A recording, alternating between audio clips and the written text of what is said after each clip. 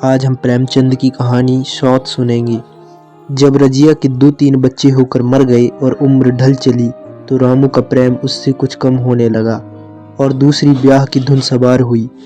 आए दिन रजिया से झड़प होने लगी। रामू एक न एक बहाना खोजकर रजिया पर बिगड़ता और उसे मारता और अंत में वह नई स्त्री ले ही आया। इसका नाम था दासी। चंपई रंग था, बड़ी बड़ी आंखें, जवानी की उम्र। पीली कुशांगी रजिया भला इस नवयौवनी के सामने क्या जचती। फिर भी वह जाते हुए स्वामिनी को जितने दिन हो सके अपने अधिकार में रखना चाहती थी। तिगरते हुए छप्पर को थुनियों से संभालने की चेष्टा कर रही थी। इस घर को उसने मर मर कर बनाया है, उसे सहेज ही नहीं छोड़ सकती। वह इतनी बेसमझ नहीं है कि घर छोड़कर जी जाए और दासी राज करे। एक दिन रजिया ने रामू से कहा, मेरे पास साड़ी नहीं है, जाकर ला दो। रामू उसकी एक दिन पहले दासी के लिए अच्छी सी चुनरी लाया था। रजिया की मांग सुनकर बोला, मेरे पास अभी रुपया नहीं है। रजिया को साड़ी की इतनी चाह न थी जितनी रामू और दासी की आनंद में विघ्न डालने की थी। बोली, रुपये नहीं थे तो कल अपनी चहेती के लिए चुनरी क्यों लाए? चुनरी के बदले उसी दाम में 2 साड़ियाँ लाते तो एक मेरे काम का ना आ जाती। रामू ने स्वेच्छा भाव से कहा, मेरी इच्छा, जो चाहूँ वो करूँगा। तू बोलने वाली कौन है? अभी उसके खाने खेलने के दिन है। तू चाहती है उसे अभी से चिंता में डाल दूँ? यह मुझसे ना होगा। तुझे ओढ़ना पहनने की साध है तो काम कर। भगवान ने क्या हाथ पैर नहीं दिए? पहले तो घड़ी रात उठकर काम धंधे में लग जाती थी, अब उसकी आड़ में पहर दिन तक पड़ी रहती है। तो रुपया क्या आकाश से गिरेंगे? मैं तेरे लिए अपनी जान थोड़े न दे दूंगा। रजिया ने कहा, तो क्या मैं उसकी दासी हूँ कि वह रानी की तरह पड़ी रहे और मैं घर का सारा काम करती रहूं? इतने दिनों छाती फाड़कर काम किया, उसका यह फल मिला। मैं जैसे रखूंगा वैसे ही तुम्हें रहना पड़ेगा। मेरी इच्छा से रहो या फिर अलग हो जाओ। जो तेरी इच्छा हो उसे मेरे गला छोड़। अच्छी बात है, आज से तेरे गले छोड़ती हूँ, समझ लूंगी विधवा हो गई। रामू दिल में इतना तो समझता था कि यह गृहस्थी रजिया की जोड़ी हुई है, चाहे उसके रूप में उसके लोचन विलास के लिए आकर्षक न हो। संभव था कुछ देर के बाद वह जाकर रजिया को मना लेता, पर दासी भी कूटनीति में कुशल थी। उसने गर्म लोहे पर चोटें जमाना शुरू की। बोली, आज देवी जी किस बात पर बिगड़ रही थी? रामू ने उदास मन से कहा, तेरी चुनरी के पीछे रजिया महाभारत मचाए हुए है। अब कहती है अलग रहूंगी। मैंने कह दिया, तेरी जैसी इच्छा हो कर। दसिया ने आंखें मटका कर कहा, यह सब नखरे हैं, आकर हाथ पांव जोड़े, मनावन करे और कुछ नहीं। तुम चुपचाप बैठे रहो, 2-4 दिन में आप ही गर्मी उतर जाएगी। तुम कुछ बोलना नहीं, उसका मिजाज और आसमान पर चढ़ जाएगा। रामू ने गंभीर भाव से कहा, दासी तुम जानती हो वह कितनी घमंडिन है। वह मुँह से जो बात कहती है उसे करके छोड़ती है। रजिया को भी रामू से ऐसी कृतज्ञता की आशा न थी। वह अब पहले की तरह सुंदर नहीं, इसलिए रामू को अब उससे प्रेम नहीं है। पुरुष चरित्र में यह कोई असाधारण बात नहीं है, लेकिन रामू उससे अलग रहेगा इसका उसे विश्वास न था। यह घर उसी ने पैसा पैसा जोड़कर बनवाया, गृहस्थी भी उसी की जोड़ी हुई है, अनाज का लेन देन उसी ने शुरू किया। इस घर में आकर उसने कौन कौन से कष्ट नहीं झेले और आज वह इतनी निर्दयता से दूध की मक्खी की तरह निकाल कर फेंक दी गई। रामू ने इतना भी नहीं कहा, तू अलग नहीं रहेगी, मैं खुद मर जाऊंगा या तुझे मार डालूंगा, पर तुझे अलग न होने दूंगा। तुझसे मेरा ब्याह हुआ है, हंसी ठट्ठा नहीं है। तो जब रामू को उसकी परवाह नहीं है तो वह रामू की क्यों परवाह करे? क्या सभी स्त्रियों के पुरुष बैठे होते हैं? सभी के माँ बाप बेटे पोते होते हैं। आज उसके लड़के जीते होते तो मजाल थी कि यह नई स्त्री लाते और मेरी यह दुर्गति करते। इस निर्दयी को मेरे ऊपर इतनी भी दया न आई। नारी हृदय की सारी परवस्था इस अत्याचार से विद्रोह करने लगी। वही आग जो मोटी लकड़ी को स्पर्श भी नहीं कर सकती, भूस को जलाकर भस्म कर देती है। दूसरे दिन रजिया एक दूसरे गांव में चली गई। उसने अपने साथ कुछ न लिया। जो साड़ी उसकी देह पर थी वही उसकी सारी संपत्ति थी। विधाता ने उसके बालकों को पहले ही छीन लिया था, आज घर भी छीन लिया। रामू उस समय दासी के साथ बैठा हुआ आमोद प्रमोद कर रहा था। रजिया को जाते देखकर शायद वह समझ न सका कि वह चली जा रही है। रजिया ने यही समझा कि इस तरह चोरों की भांति वह जाना भी न चाहती थी। वह दासी को, उसके पति को और सारे गांव को दिखा देना चाहती थी कि वह इस घर से धेले की भी चीज नहीं ले जा रही है। गांव वालों की दृष्टि में रामू का अपमान करना ही उसका लक्ष्य था। उसके चुपचाप चले जाने से तो कुछ भी ना होगा, रामू उल्टा सबसे कहेगा रजिया घर की सारी संपदा उठा ले गई। उसने रामू को पुकार कर कहा, संभालो अपना घर, मैं जाती हूँ, तुम्हारे घर की कोई भी चीज अपने साथ नहीं ले जाती। रामू एक क्षण के लिए उसका कर्तव्य भ्रष्ट हो गया। क्या कहें, उसकी समझ में नहीं आया। उसे आशा न थी कि वह यूं चली जाएगी। उसने सोचा था कि जब वह घर ढोकर ले जाने लगेगी तब वह गांव वालों को दिखाकर उसकी सहानुभूति प्राप्त करेगा। अब क्या करे। दसिया बोली, जाकर गांव में ढिंढोरा पीटाओ, यहाँ किसी का डर नहीं है। तुम अपने घर से ले ही के आई थी, जो कुछ लेकर जाओगी। रजिया ने उसके मुंह न लगकर रामू ही से कहा, सुनते हो अपनी चहेती की बातें, फिर भी मुंह नहीं खुलता। मैं तो जाती हूँ, लेकिन दस्सो रानी, तुम भी बहुत दिन राज न करोगी। ईश्वर के दरबार में अन्याय नहीं फलता, वह बड़े बड़े घमंडियों की घमंड चूर कर देता है। दसिया ठट्ठा मारकर हंसी, पर रामू ने सिर झुका लिया। रजिया चली गई। रजिया जिस गांव में गई थी वह रामू के गांव से मिला ही हुआ था, अतएव यहाँ के लोग उससे परिचित हैं। वह कैसी कुशल गृहिणी है, कैसी मेहनती है, कैसी बात की सच्ची, यह यहाँ किसी से छुपा न था। रजिया को मजदूरी मिलने में कोई बाधा न हुई। जो एक लेकर दो का काम करे उसे काम की क्या कमी। 3 साल रजिया ने कैसे काटे, कैसे एक नई गृहस्थी बनाई, कैसे खेती शुरू की, इसका बयान करने बैठे तो पोथी हो जाए। संचय के जितने मंत्र हैं, जितने साधन हैं, वे रजिया को खूब मालूम थे। फिर अब उसे लाग हो गई थी, और लाग में आदमी की शक्ति का पारावार नहीं रहता। गांव वाले उसका परिश्रम देखकर दांतों उंगली दबाते थे। वह रामू को दिखा देना चाहती है कि मैं तुमसे अलग होकर भी आराम से रह सकती हूँ। वह अब पराधीन नारी नहीं है, अपनी कमाई खाती है। रजिया के पास बैलों की एक अच्छी जोड़ी है। रजिया उन्हें केवल खाली भूसा देकर रह जाती। रोज 2-2 रोटियां भी खिलाती है, फिर उन्हें घंटों सहलाती। कभी कभी उनके कंधे पर सिर रखकर रोती है, और कभी कहती है, अब बेटा हो तो तुम ही हो, मेरी चाल अब तुम्हारे ही साथ है। दोनों बैल शायद रजिया की भाषा और भाव समझते हैं। मैं मनुष्य नहीं, बैल है। दोनों सिर नीचे करके रजिया का हाथ चाटकर उसे आश्वासन देते हैं। वे उसे देखते ही कितने प्रेम से उसकी ओर ताकने लगते हैं, कितने हर्ष से कंधा झुलाकर जुआ रखवाते हैं, और कैसे जी तोड़ काम करते हैं। यह वे लोग समझ सकते हैं जिन्होंने बैलों की सेवा की है और उनके हृदय को अपनाया है। रजिया इस गांव की चौधराइन है।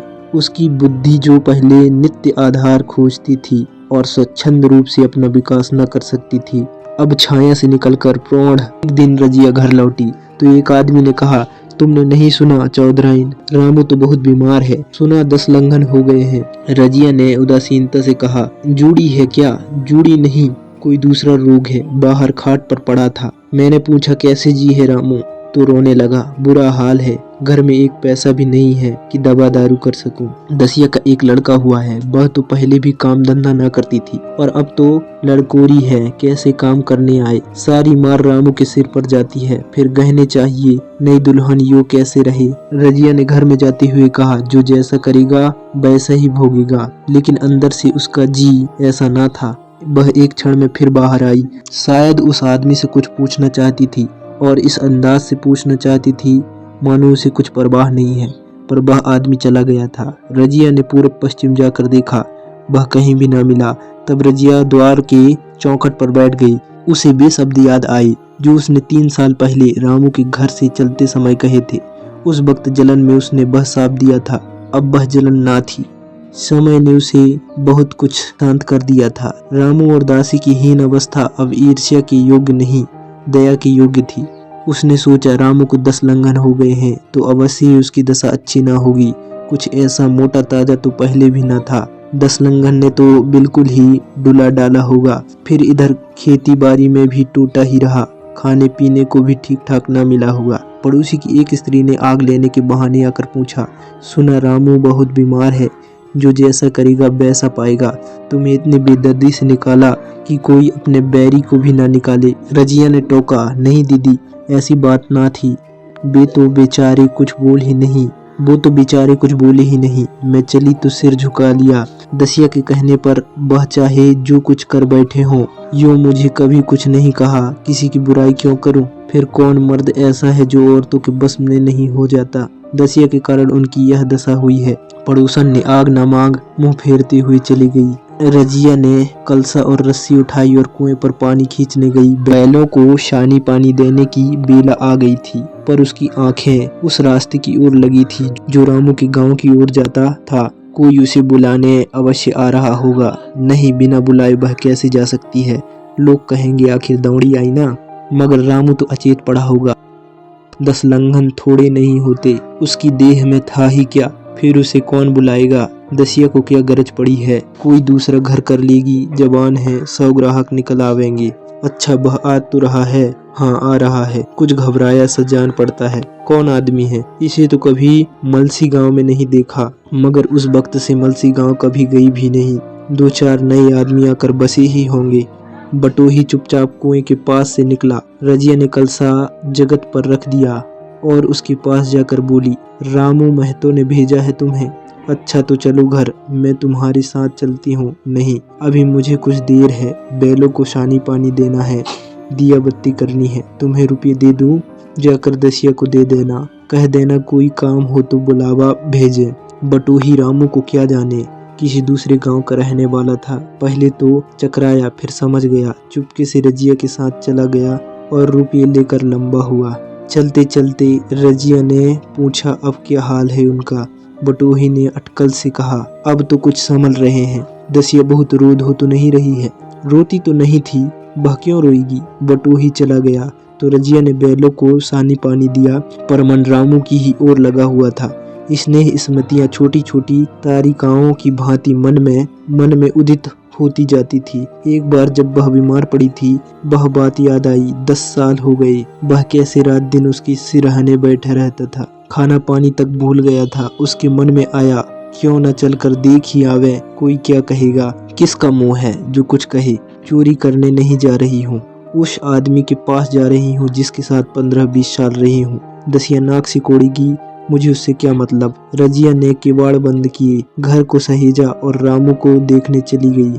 कांपती झिझकती क्षमा का दान लिए हुए रामू को थोड़े ही दिनों में मालूम हो गया था कि उसके घर की आत्मा निकल गई और वह चाहे कितनी जोर करे, कितनी ही सिर खपाए, उसमें स्फूर्ति नहीं आती। दासी सुंदरी थी, शौकीन थी और फूहड़ थी। जब पहला नशा उतरा तो ठाएं ठाएं शुरू हुई। खेती की उपज कम होने लगी और जो होती भी थी वह ऊट पटांग खर्च होती, ऋण लेना पड़ता था। इसी चिंता और शोक में उसका स्वास्थ्य बिगड़ने लगा। शुरू में कुछ परवाह ना की, परवाह करके भी क्या करता, घर में पैसे न थे। अताइयों की चिकित्सा ने बीमारी की जड़ को और मजबूत कर दी और आज 10-12 दिन से उसका दाना पानी छूट गया था। मौत के इंतजार में खाट पर पड़ा कराह रहा था और अब वह दशा हो गई थी कि जब हम भविष्य से निश्चित होकर अतीत में विश्राम करते हैं, जैसे कोई गड़ीद आगे का रास्ता बंद पाकर पीछे लौटे। रजिया को याद करके वह बार बार रोता और दासी को कोसता, तेरे ही कारण मैंने उसे घर से निकाला। वह क्या गई, लक्ष्मी चली गई। मैं जानता हूँ अब भी बुलाऊं तो दौड़ी आएगी, लेकिन बुलाऊं किस मुंह से? एक बार वह आ जाती और उससे अपने अपराध का क्षमा करा लेता, फिर मैं खुशी से मरता और कोई लालसा नहीं है। सहसा रजिया ने आकर उसके माथे पर हाथ रखते हुए पूछा, कैसी तबीयत है तुम्हारा? मुझे तो आज हाल मिला। रामू ने सजल नेत्रों से उसे देखा पर कुछ कह न सका। दोनों हाथ जोड़कर उसे प्रणाम किया पर हाथ जुड़े हुए ही रह गए और आंख उलट गई। लाश घर में पड़ी थी। रजिया रोती थी, दसिया चिंतित थी। घर में रुपये का नाम नहीं, लकड़ी तो चाहिए ही, उठाने वाले भी जलपान करेंगे ही। कफन के बगैर लाश उठेगी कैसे? 10 से कम का खर्च न था। यहाँ घर में 10 पैसे भी नहीं है। डर रही थी कि आज गहन आफत आई। ऐसी कीमती भारी गहने ही कौन काम की?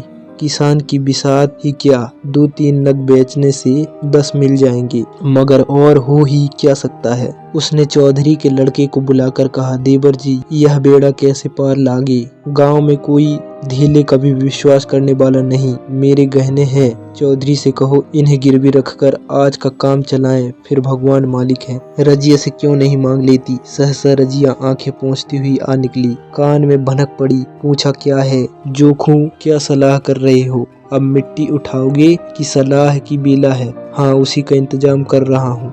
रुपये पैसे तो यहाँ होंगे नहीं, बीमारी में खर्च हो गए होंगे। इस बेचारी को तो बीच मझधार में लाकर छोड़ दिया। तुम लपक कर उस घर चले जाओ भैया, कौन दूर है। कुंजी लेते जाओ, मंजूर से कहना भंडार से 50 रुपये निकाल कर दे।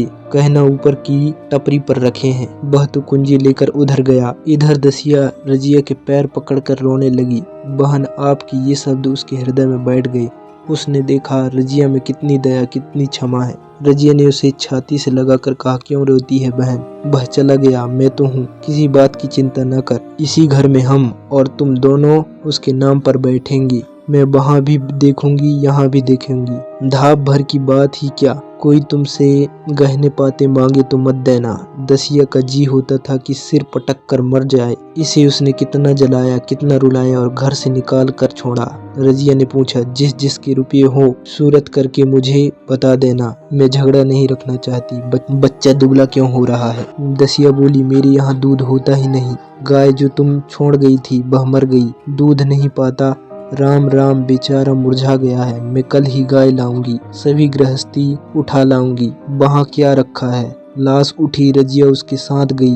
दाह कर्म किया, भोज हुआ, कोई 200 रुपये खर्च हो गए, किसी से मांगने न पड़ी। दसिया के जौहर भी इस त्याग की आंच में निकल आए। विलासिनी सेवा की मूर्ति बन गई। आज रामू को मरी 7 साल हुए हैं। रजिया घर संभाले हुए है। दसिया को वह शौत नहीं, बेटी समझती है। पहले उसे पहनाकर तब खुद पहनती है, उसे खिलाकर ही खुद खाती है। दसिया का बेटा जोखू पढ़ने जाता है। उसकी सगाई की बातचीत पक्की हो गई। इस जाति में बचपन में ही ब्याह हो जाता है। दसिया ने कहा, बहन गहने बनवा कर क्या करोगी, मेरे गहने तो धरे ही हैं। रजिया ने कहा, नहीं री, उसके लिए नए गहने बनवाऊंगी। अभी तो मेरे हाथ चलता है, जब थक जाऊं तो जो चाहे करना। तेरी अभी पहनने ओढ़ने के दिन है, तू अपने गहने रहने दे। दसिया ने कहा, आज जोखुन के पापा होते तो बात ही कुछ और हो। रजिया ने कहा, बे नहीं है तो मैं तो हूँ, वो जितना करते मैं उसका दुगना करूंगी। जब मैं मर जाऊं तब कहना जोखू का बाप नहीं है। ब्याह के दिन दसिया को रोते देखकर